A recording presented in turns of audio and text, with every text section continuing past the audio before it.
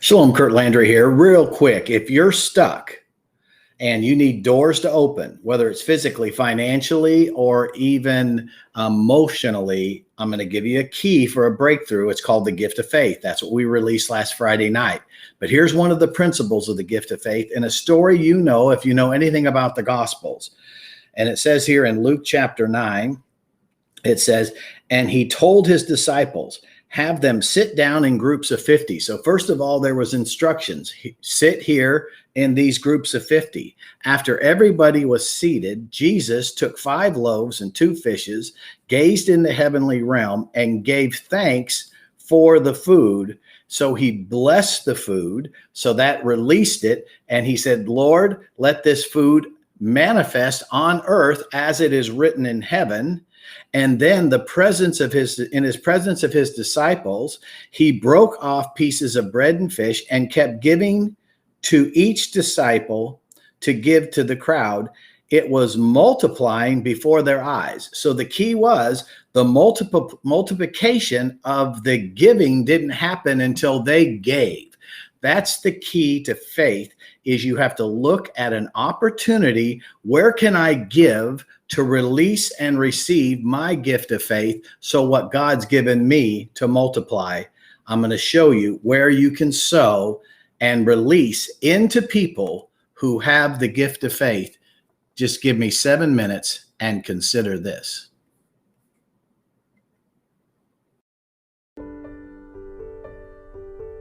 You have a dream to see Israel flourish. You have a dream for her restoration and to see prophecy fulfilled. You have read about it, you've prayed about it, but today we're going to talk to you about an opportunity that we have to participate, to partner with a family in Israel, and to participate in what God is doing. Today I'm going to introduce you to Eitan and Edan. They are a family in Israel who have a desire to farm the land of their ancestors. If you think about it, it's the first biblical commandment that God gave to Adam and Eve, to take dominion, to multiply, to be fruitful. Today I want to introduce you to their family and share a little bit of their story and share how you can partner with my olive tree and fulfill their dream and their vision for leaving a legacy. אני גולן איתן, ראש המשפחה, נולדתי בניצנים.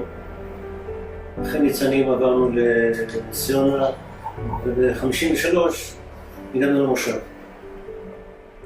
הסיפור את הילדים זה גם צפונה. מה שסיפרתי, העבירו אותנו לנשר. ליד חיפה. ליד חיפה. ממצובה לנשר. יפה. ככה עברנו את המלחמה. אוקיי. ואחרי זה היה 53, באנו לפה. ההורים שלך. ההורים שלי באו לפה, והתחילו את החקלאות קצת. הם נולדו בשתיהם מהונגריה. מהונגריה. אמא שלי בודפסט, אבא שלי מיולי עזאזל. כן. ואבא ברח מהמחנה העבודה. כן. לקח את אמא, התחתנו באיזשהו מקום שאני לא יודע איפה. והתחילו ללכת ברגל.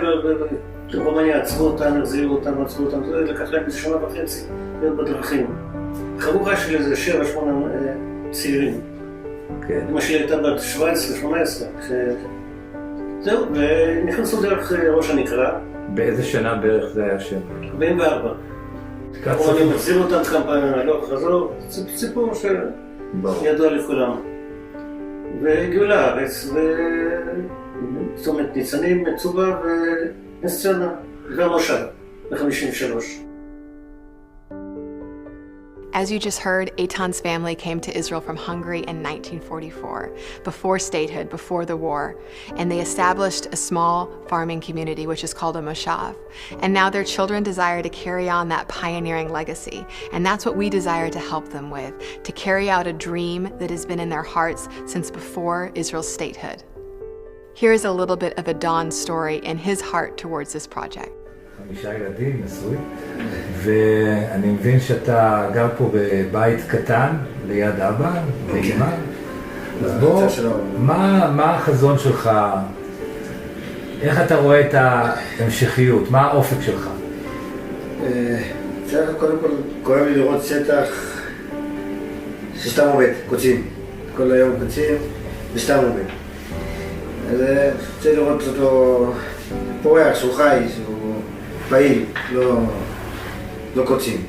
זה קודם כל. צד אחר זה מבנה כלכלי, זה יעזור. זה עוד פרנסה, כי רק מעבודה רגילה לא מספיק כדי לחיות. קושי חיים, לא מתקדמים לזמן. אני רוצה לומר שגם הכנסה נוספת משטח שסתם זרוק ולא פעיל. וגם, בתור ילד, אני זוכר, הייתי הולך לפרדס, מטיילים בפרדס עם הטרקטור, לעופות. זה חסר בזיכרונות, עוד קיים. הבנתי. אתה אומר שלא מספיק, אז בוא תציין לי איזה 2-3 בעיות שיש לך היום בפרנסה, בחיים היום לחיות כבן מושב. בתור העסק במושב עצמו, שטח כביכול קטן. יש 15 דונם, זה לא שטח שאתה יכול להתעשר ממנו. אבל לעזור כלכלית זה יכול לעזור, זו עוד הכנסה לבית. אז אתה אומר שיש לך קצת בעיות פרנסה. כן, במיוחד עכשיו עם הקורונה, אז בכלל, אבל הקורונה ירד משמעותי. מה? נעצרו פרויקטים, נעצרו הכל. אז במידה ואנחנו נקים את אותו מטע זיתים יפה, ב-15 דונם, ויהיה לך תוצרת, איך אתה רואה איך זה משפר את המצב? קודם כל זה בעצם יספר נפשית קצת. כי זה משהו שאני רוצה הרבה זמן, אני חושב, לעשות, אבל איך לעשות את זה? אני רוצה לעשות, אבל אין לי את היכולת לעשות. כי צריך עכשיו להוציא עוד כסף לכל המערכת, לכל דברים, אני לא יכול להוציא מאיפה שאין. אז זה קודם כל יעזור מבחינת זה, מבחינת הרגש למקום. מבחינת כלכלית זה יכניס עוד משהו, לא במיידי עכשיו, אבל כמה שנים קדימה, זה יכניס עוד משהו לקופה של הבית. זה יעזור, אין ספק. When the Golan family first approached my olive tree and asked for our help, when they asked for your help, they sent us a beautiful letter. I'd like to read a summary of it to you today. You can read it in its entirety at myolivetree.com, but here is just a piece that shares their heart of passion, their heart for a future, and their heart that is full of dreams. Economically, we would like to start afresh, and our dream is developing my parents' farm. We are bringing up our children to love Israel and feel an attachment to the land. And it is one of the primary values we hope to pass on to our children. We are both Zionists and served in the Israel Defense Forces. We both believe in settling the Negev and making the desert bloom. We would very much appreciate any assistance in making our dream of returning to the land come true. We are people of faith, and everything is guided from above.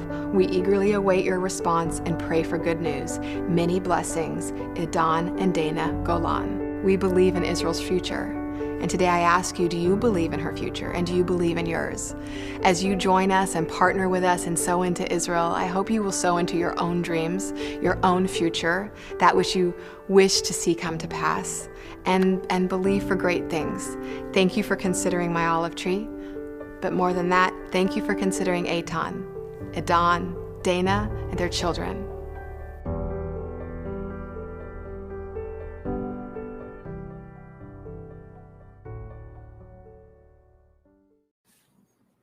An opportunity to sow a seed to fulfill Bible prophecy, according to Amos 9:11 through 13, as the restored tabernacle of David, and these Gentiles who does this thing in ancient Edom, the modern day Negev, the literal land that the Bible spoke about, into a family who walked for a year and a half from Hungary out of the Holocaust into the land of Israel, moved to the desert of Israel, start a moshav, a farm, and now want to pass that legacy on to the third generation.